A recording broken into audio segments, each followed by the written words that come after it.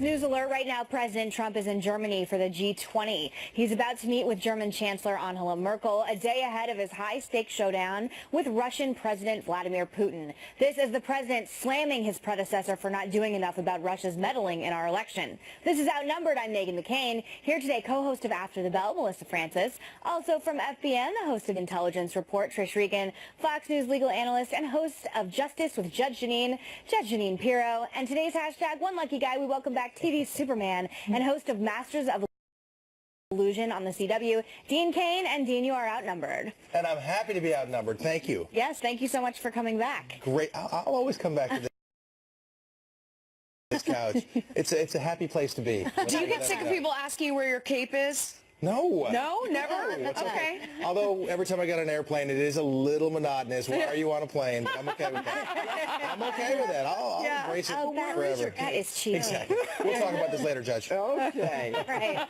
Let's get started. President Trump in Poland earlier lashing out, blaming former President Obama for not doing enough about the Russian hacking. Watch. Why did he do nothing about it? He was told it was Russia by the CIA, as I understand it. It was well reported. And he did nothing about it. They say he choked. Well, I don't think he choked. I think what happened is he thought Hillary Clinton was going to win the election, and he said, let's not do anything about it. Kristen Fisher joins us live from Warsaw, Poland. Kristen. Hey, ladies. Well, about 15,000 people were cheering President Trump on in that speech earlier today, and he gave them a lot of love right back. He said he praised Poland for sending their own troops to fight alongside U.S. troops in both Iraq and Afghanistan. He also praised Poland for being one of the few countries to keep its commitment to spend 2% of its GDP on defense. So those are the good things. But now President Trump is heading into some far less friendly territory. He's about to hold that big meeting with German Chancellor Angela Merkel, the host of the G20 summit. And who can forget that awkward handshake? Not merely with words, but with its actions that we stand firmly behind. In response, Judge. Well, they have some fundamental differences, and I'm sure. By the way, they're just walking in right there on screen. I don't mean to interrupt you, but I want to point people to what we're looking at here. This is the arrival, and we just saw them walk through the door. Go ahead, Judge. There are fundamental differences that the president is not going to change on. He made a statement just before he arrived in Germany that the U.S. has made some of the worst trade deals in history. So that's kind of putting a stake in the ground, saying, you know what, I'm not spinning off of that one, folks. She is, I'm sure, trying to embarrass him with respect to the Paris Climate Accord and our not being a part of it anymore. She's put it right at the top of her agenda. And then you've got immigration, where the president feels very strongly about limiting immigration, and she feels very differently. So I can't imagine that they're going to make nice with each other. She's also the last global leader during a time of progressive liberals that sort of took the wave over globally that now has been replaced with populism, and she really is the last figure, and I think is standing strong on her politics, although it should be noted that she is up for re-election and it's not polling-wise going terribly well at the moment. So she's clinging to that platform, right? But the problem is it's not working. It's absolutely not working in Germany. You think of, and I think it's tough for women especially, she's brought in over 1 million migrants from the Middle East, and they now are in a situation where, do you believe the swimming pools in Germany have to post posters that show that you, with an X, through a man grabbing a woman's backside? Yes, thank you, Megan. And to me, that is so, you know, beyond that, what Germany has that Germany ran out of pepper spray because there were so many sexual assaults happening during the streets, which I think led to a warning to the rest of Europe and also the United States. So although they do have a testy meeting initially, I don't see either of these two figures hedging on their police policies. Yeah, let me bring Dean in for a second here. I mean, so the last time they talked about the last time he gave a speech, and he didn't, you know, he was dismissive of NATO. He didn't affirm Article 5. He did this time. What's changed in between is that his reprimand seems to have worked. I mean, the nations that weren't opening their wallets did. What do you think? Well, I think he's a good negotiator. I mean, that's the whole point. I think it's going to be a testy meeting, but I think it'll be sweeter than the last one they had. I was just recently in Germany, and I was speaking to a number of people there, and not in Vegas at the blackjack table, but I was in Munich and the surrounding areas, and I was speaking to some immigrants who came there legally a long time ago, and they were not very happy with the open borders policy at all. So In what way? I mean, because they were immigrants themselves. No, right? they came in legally through a whole situation where they wanted to come in and be part of Germany and embrace the culture and assimilate. And they felt like these people who were coming in now didn't want to work. This is from the people I spoke to, and they were very unhappy with those policies. And this guy was a very clear immigrant. I mean, there's no question. You know, there are reports right now that there are 1 million African migrants en route to Europe,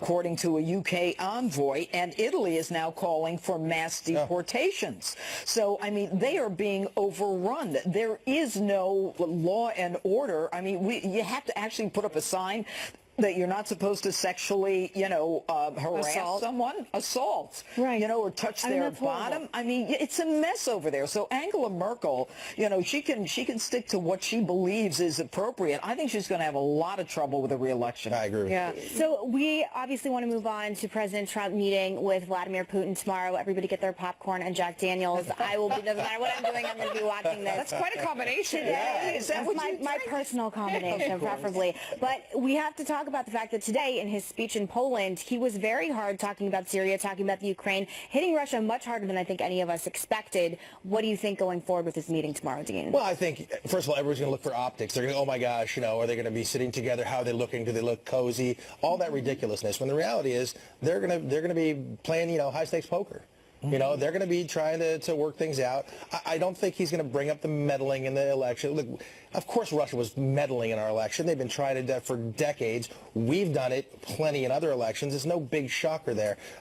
Obviously, the collusion thing has gone poof, as well it should have. But I think those guys are going to have a game of high-stakes poker, and I think it's all right. You've got Vladimir Putin. I mean, this guy is KGB. I mean, he knows how to assess someone. And what I was reading was that he actually brought a Labrador to meet with Angela Merkel because she's afraid of dogs. I thought it was a reporter. I heard that story about a reporter, that he did it to a reporter. Yeah, well, because Angela Merkel. She doesn't look like she's afraid of dogs. I don't discount that at all. I think he would do anything. Your dad said it well. He looked into his eyes and he saw KGB. And Bush said he saw a soul. Yeah, I have to disagree with that. I'm on your dad's side on that one too. And I think that Trump's ready for him. I think it's going to be interesting. But you would think there would be some opportunities here where we could work with Russia in terms of dealing with the threat that's coming from ISIS. I mean, we should want to work with them. They should want to work with us. I think the challenge is, on the one hand, you get that, but then you got NATO as an issue. You've got Syria as an issue. And to your point, I mean, he's a tough guy. Vladimir Putin is going to be a tough guy, but I think so is Donald Trump. It'll be an interesting meeting. The problem with that idea, though, of working together against ISIS is that Russia's big concern and Putin's big interest is what happens in the area and who controls it in the vast oil reserves once ISIS is gone. And that's where everybody comes to loggerheads, because you have the second round of who controls in the vacuum. They obviously want to keep their air base and they want to keep their base in Syria. I don't know that they necessarily need Assad there, but he's been their puppet and their stronghold. And I think the reason why, obviously, we've seen this conflict is what happens after you force ISIS out. And that's one of the problems here. We haven't thought that through enough. In other words, if Assad goes, you run into a situation just like we got into in Iraq, where once Saddam Hussein was out, we had no real plan in place. Yeah, but Assad is not going to go anywhere while Putin is aiding and abetting and bombing hospitals in Aleppo. And the idea that we are somehow going to find middle ground on that is a complete and total fantasy, but we have to move on. President Trump pledging to act on North Korea, warning the country could face severe consequences for its weapons program. This as North Koreans gather in the capital to celebrate their latest missile launch. What are America's best options moving forward? And the newest addition to Special Counsel Robert Mueller's investigation into Russia, a former top lieutenant to a prominent Trump critic. Does this raise more concerns of bias? And can this probe be trusted? We'll be right back. We're going to show you some live pictures right now of President Trump and German Chancellor Angela Merkel. They were meeting just moments ago. Let's see what happens here.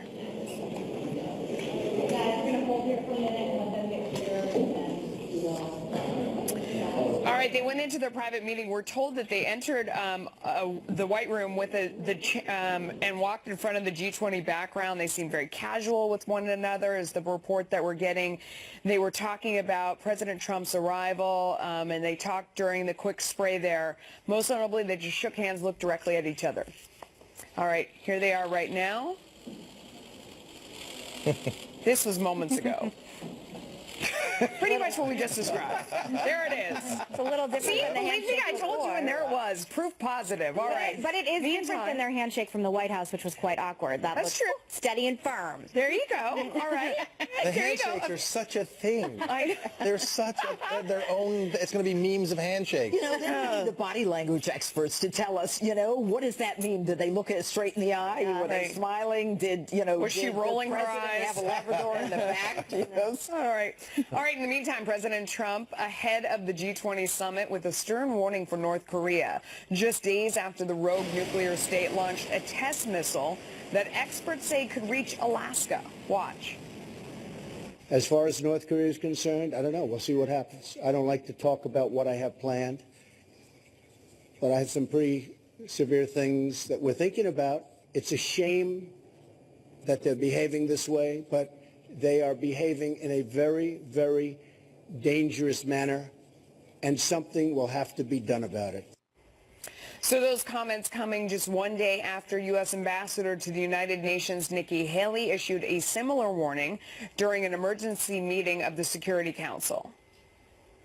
The United States is prepared to use the full range of our capabilities to defend ourselves and our allies. One of our capabilities lies with our considerable military forces. We will use them if we must, but we prefer not to have to go in that direction. And today, more provocations as North Koreans gathered for a rally in the nation's capital to celebrate the missile test. The country told its citizens that the test was a success and they should be proud.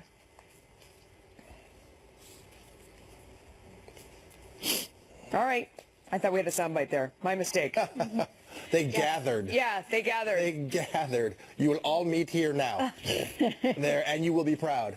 That's interesting. That's interesting and stuff, and it's very provocative, but that's all they ever do. He also said it was a gift for the American bastards on the 4th of July. His rhetoric is amping up, and I think we have seen that we are about to reach some kind of come to Jesus with these people. In the past 3 presidents, Clinton, Bush, Obama, have all tried to reset with sanctions. None of it has been effective whatsoever, and now we are reaching a point that we are going to have to make some really tough choices in regards to what happens going forward. The biggest problem, of course, is that, look, this guy is focused on us. He's got this ICBM that's, with a nuclear warhead that's going to hit us.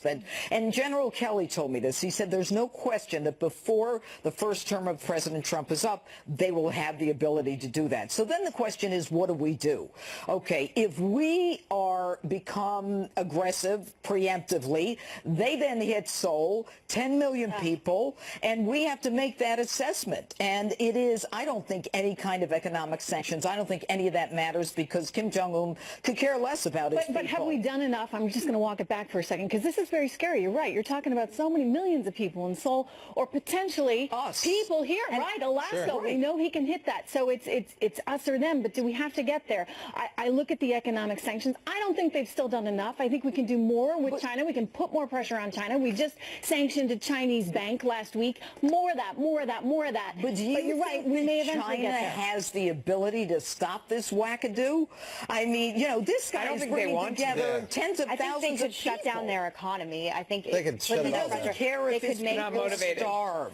And what about, he's a complete and total absolute maniac, spoiled fat kid who makes Assad look like a normal person. Just say what you mean. I completely agree that we're dealing with a completely irrational He doesn't maniac. care about his people. That being said, if we did have the capacity, I had a lot of hope after Trump met with President Xi in Mar-a-Lago eating chocolate cake. I thought we were actually going to make some progress with this. It doesn't seem, according to President Trump's tweets, that we have.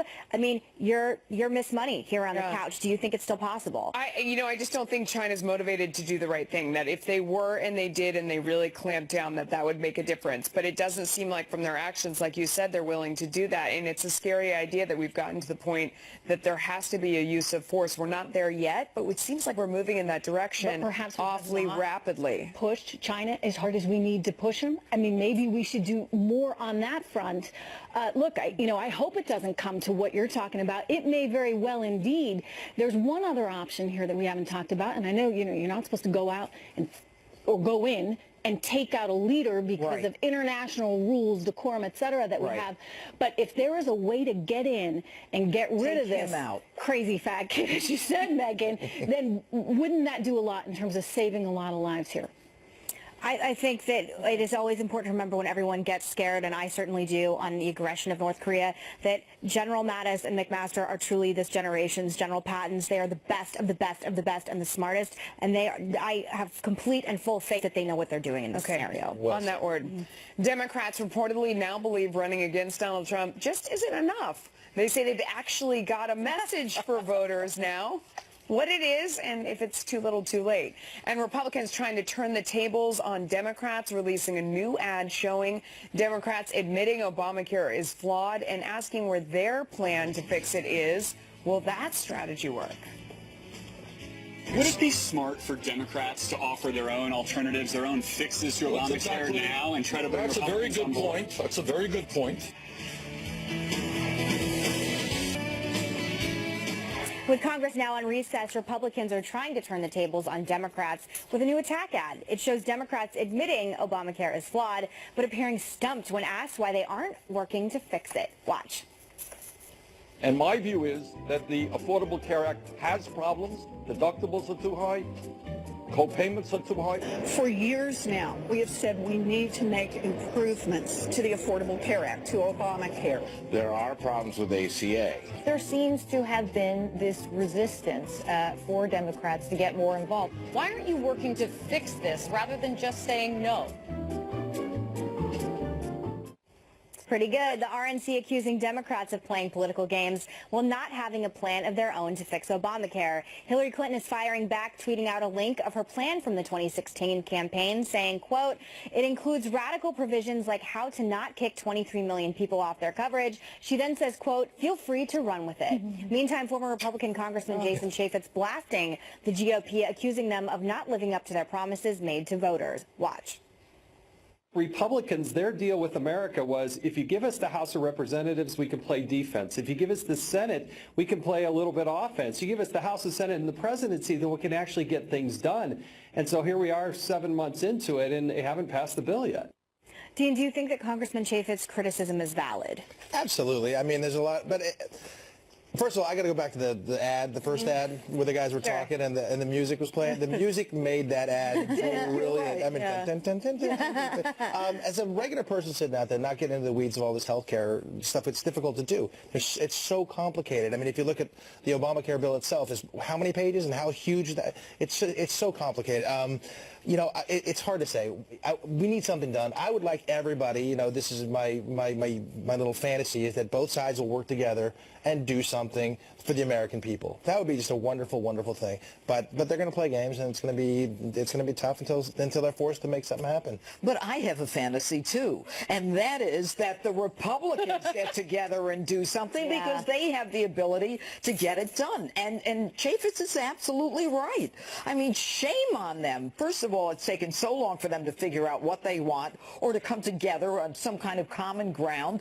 And it's almost embarrassing. It's like saying, you know, we've got the House, we've got the Senate, we've got the White House, and we've promised you this, but, you know, we can't get along. Yeah, it's because everybody wants something different for their district. I mean, it's like typical politics, what you see out there. But for Democrats, they do have a plan, contrary to that ad. I mean, when you press them on it, they want more money to, quote, stabilize the system. And what that means is they want to pour more of your money, your taxpayer dollars, into this failing system and give it directly to the insurance companies in order to prop the whole thing up. I don't think that's what Americans want. And ideally, they would like to transfer your tax dollars directly to insurance companies in order to pay them to keep this whole thing afloat. And if you think about it that way and you say it that way, and anytime I have a Democrat on my show and I press them on that, they're happy to say it. I mean, they're only too happy to say more money from taxpayers to state from the government, they say. But you guys out there know who the government is. But they are really good at fear-mongering, which is why there's been such an explosion of town hall riots and anger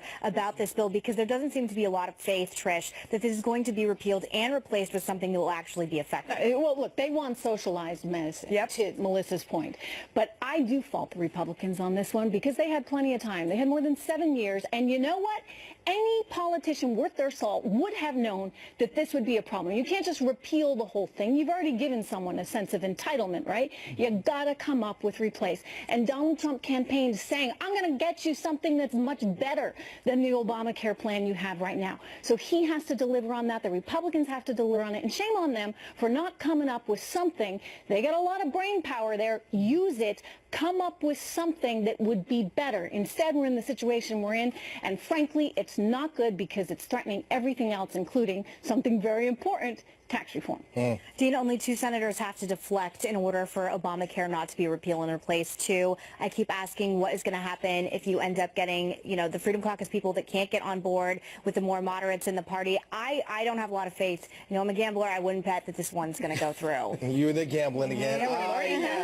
Well, I'm going to just hope and pray that it does. I'm looking for a lucky number 7 or 11. I'll gamble, too. I want it to happen. I want this to happen, and it would be a crime if it didn't. So I'm hoping that the president and some other folks can put some pressure on those two. But, there's a fundamental issue here, and that is, are people who are elected to represent us, especially in Congress, are they elected to just satisfy the people in their district, or do they have an obligation to a bigger electorate, which is the United States, or to the Republican Party, or to the president? And if they stick with, look, I'm not getting elected again, if I don't stick, my fork in the ground or stake in the ground, then it's never going to happen. Yeah, and there are a lot of people, especially more libertarian-leading candidates and people in office who would rather have nothing than have something that's not perfect. All right, meantime, Democrats reportedly realizing that just fighting President Trump hasn't been a winning strategy so far. This is according to Politico. Democrats are looking to rebrand with a new message called, quote, a better deal, which rolls out their economic agenda. But some moderate Democrats, wary of the party's liberal platform, tell Politico they're crafting their own pitch to voters ahead of next year's midterms. Senator John Tester saying, quote, we ought to have a message already. I'm not sure we have a cohesive message, but we've certainly got one for Montana. In the meantime, Democrats seem to be facing a leadership vacuum. Listen to how Virginia Governor Terry McAuliffe responded yesterday when he was asked who's in charge. Who is the leader of the Democratic Party right now? I think there are many leaders of the Democratic Party. I will always default. Give me a name, Governor. Give me a name. I'm not going to give you. I'll say the governors who are leading their states, creating jobs, building infrastructure, building an education system that works. I can't get an answer from anyone about it. I can't get one name from anybody about who's leading the Democratic Party right now. What does that say? And I don't think, Kay, there is one person today. I don't know, Megan, is that fair? I mean, we're right. It is uncomfortable, but here we are right after an election. I mean, every party goes through this when you take a routing. I will say that we shouldn't get too cozy or get too comfortable right now because no one could have predicted President Trump. No one could have predicted hope and change with Obama. Politics is very cyclical, and voters tend to be very reactionary with who's in office right now. That being said, the past 5 special elections, Democrats have been able to blow completely out of the water and embarrass themselves, no matter how much money they get coming in. The problem is when you have people like Tim Ryan from Ohio who are more moderate blue dog Democrats who are trying to show new leadership in the party. They're completely stifled out by Nancy Pelosi, by the more progressive, totally extreme factions of the party. I hope they go full-blown socialist. That way we can just win every election from here on out. Yeah, and hopefully get things passed if the Republicans can agree. Yeah, I mean, Judge, when you look at their challenge right now, they have, the party leadership is this super wealthy liberal elite. They represent, they're funded by super wealthy people in Hollywood,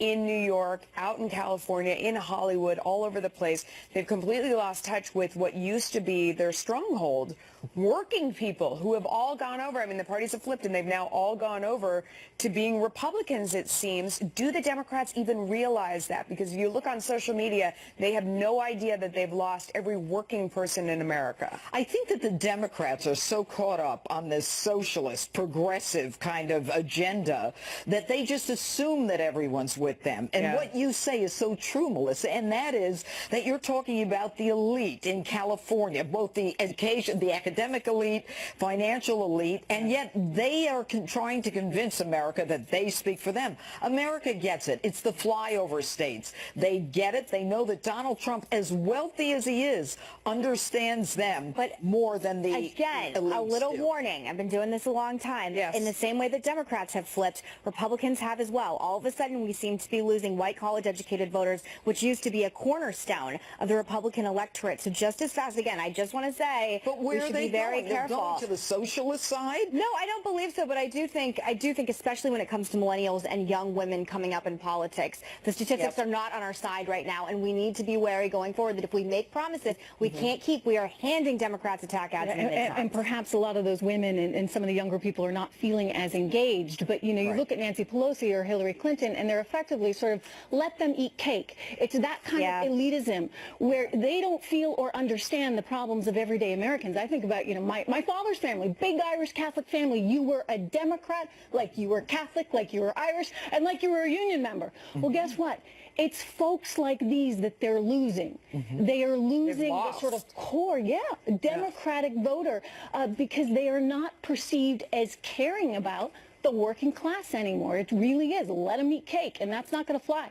And I think well, we have Dean on the couch who lives in California. Oh, no, I know. What is it like? Dean, tell us I was hoping to deflect that one. Well, isn't Barack Obama the leader of the Democratic Party? Because every single time our president goes out somewhere, I see him right behind him, undercutting him in a way that I'm shocked. I've never seen that before from a post-president, and I find that very disturbing. And Hillary Clinton, you know, tweeting out her little smug things. I don't like that. Doesn't come off very well. But in California, it's a tough place for me to be running around out there. I'm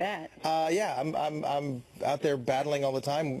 Here's the thing: I always try to have a conversation with people out there, and it turns heated really fast. That doesn't work. I lived in LA for 2 years. That does not work. They are terribly rude. I'm still going to try. I'm going to still try. I was surprised. You know, I was out in LA last week, and I was surprised at the number of people who came up to me very quietly. Yes. And were like, I watch Fox News. I understand what you say. But don't tell anyone. You know, but they were whispering. I mean, they were like, you can't be a non-liberal out here. But they really, you know, I mean, they knew enough. I was just walking along the street, and they knew enough to come over. So you're watching California. He's going to need that cape out. No, I get this all the time. I get this, hey, Dean, nice to meet you. Superman, nice to meet you. Hey, I like your political views. There you go. All right. All the time. New developments in the probe into Russian hacking and possible collusion with the Trump campaign, why Robert Mueller's latest hire is raising serious questions of bias.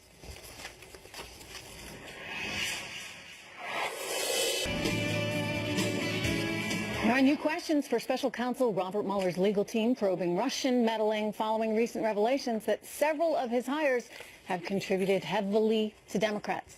The newest addition, a top public corruption prosecutor who recently worked for Preet Bharara, the former U.S. attorney who has emerged as a prominent Trump critic ever since his firing. Watch this.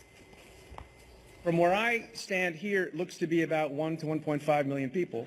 So how many people remember the dramatic moment on The Apprentice every week when Donald Trump sat at the conference room table, manned up,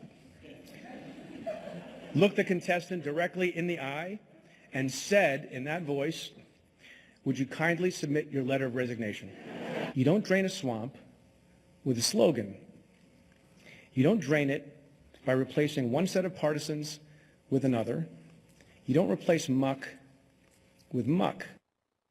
He would know. And it's not just zingers. And it's not just put-downs. Bharara recently saying there is enough evidence to start an obstruction case against the president. Watch him here. I think there's absolutely evidence to begin a case. I think it's very important for all sorts of armchair speculators in the law to be clear that no one knows right now whether there is a provable case of obstruction.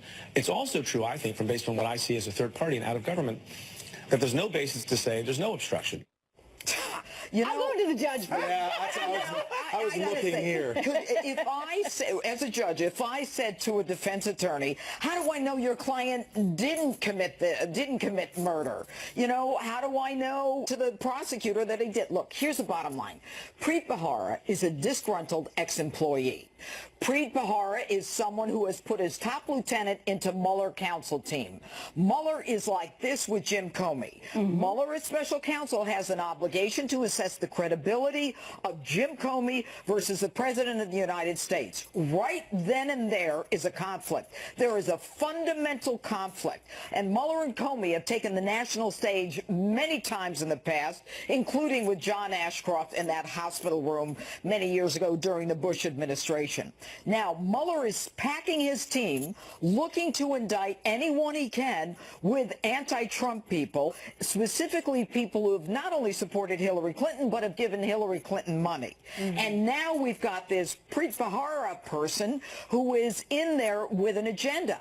This is a problem. We cannot have, and for Preet Bharara to say, I mean, come on, Preet, for him to say that we are substituting one group of partisans for another. Look, Democratic presidents have fired U.S. attorneys when they come in and there are Republicans in, and vice versa. This is nothing new. He's got sour grapes, and they are gunning for Donald Trump. So what should what should our president do? Here's the thing. If we have a Saturday night massacre, there's going to be a problem. All right, but I cannot imagine that any executive or anyone who's a target of an investigation, of people looking and going out and saying there's absolute evidence to start an investigation, that's hogwash. We've been doing this for 9 months now. Nobody's come up with anything, including Jim Comey under oath. So if they start going the grand jury route, because make no mistake, Mueller has access to a grand jury as special counsel, then the president has a big decision to make. But, Judge, if they're stacking the deck in their own favor using people who have given large amounts of money to the Clintons and the Democrats, how is that legal? It is legal because it's then up. So if I'm a judge, right, and the defense attorney comes in and he says to me, the prosecutor is doing X, Y, and Z, I have the ability to say, you know what, you're off the case, or I'm going to recuse myself. There is no judge who is overseeing this. It is Donald Trump who has the power to end it. And I'm sure that this is a very delicate balance for him. He doesn't want the Saturday night massacre, but he is the only one who can change it, since now they've got Mueller in the middle of this. Wow. He's in a tough spot. He's in a very tough spot. All right, President Trump weighing in on allegations CNN blackmailed a Reddit user who created a video showing the president body slamming a mocked-up CNN character. What Mr. Trump had to say, and whether the network may have broken the law, we will discuss.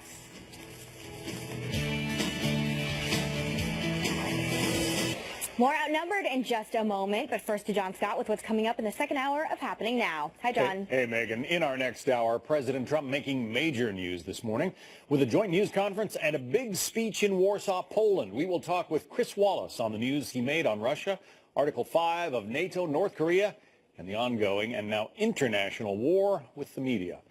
Plus, breaking news on the opioid crisis and an update on the Robert Durst murder trial. All ahead, Happening Now. Yeah, what's that update? I gotta watch that. Robert You're just gonna have to watch. Yeah, we gotta see that. Thank you. All right, President Trump weighing in on allegations that CNN blackmailed a Reddit user who created a video of the president body slamming a mocked-up CNN character. The controversy began after the network suggested it would release the man's identity if he engaged in offensive online behavior again. Here's the president. What CNN did was unfortunate for them. As you know now, they have some pretty serious problems. They have been fake news for a long time. I think they've hurt themselves very badly, very, very badly. And what we want to see in the United States is honest, beautiful, free, but honest press. We want to see fair press.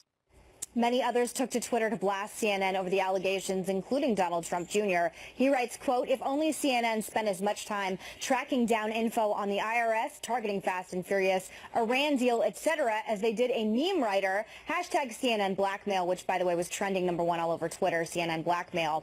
Meanwhile, Republican Senator Ted Cruz reaching to the controversy by suggesting the network may have broken the law, posting, quote, troubling, I assume CNN's lawyers are examining the Georgia law on theft by extortion. So to break this down a little more, Dean, CNN tracked down allegedly the person, which this may not even be it, someone from Reddit who made the meme of Donald Trump fake attacking CNN and the wrestling meme that he ended up tweeting. And then they tracked them down and basically demanded an apology from them and said, I'm going to release your information on the internet, and what do you have to say for yourself? Yeah, they're going to dox him and put all the information out there, and that's a horrible, horrible thing to do. Listen, that last little bit at the end of there, and we won't release the name if the person continues to comply, etc.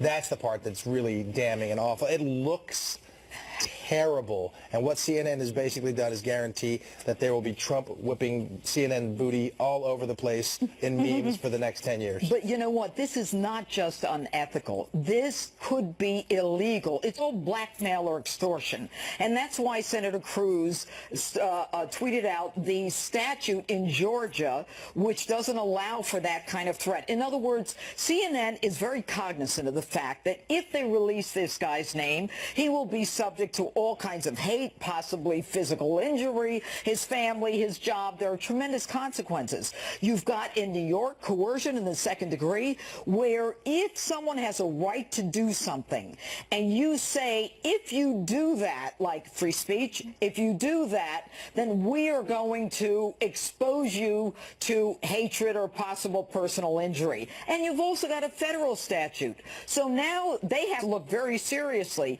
by saying to this guy who did the meme, look, if you've got to promise that you won't do anything like this again, and if you don't, we're not going to leak this out at your name or who you are. That's extortion. That's blackmail. This is not near the line, it's on the line. So now you're going to see CNN say, oh no, he offered to say that himself. We would never expose him to further danger. And if this guy gets in trouble, he's got a personal injury lawsuit, as sure as the way I look at if they release his name. Or they can release it very quietly and not make it attributable to them. It's a leak for sure.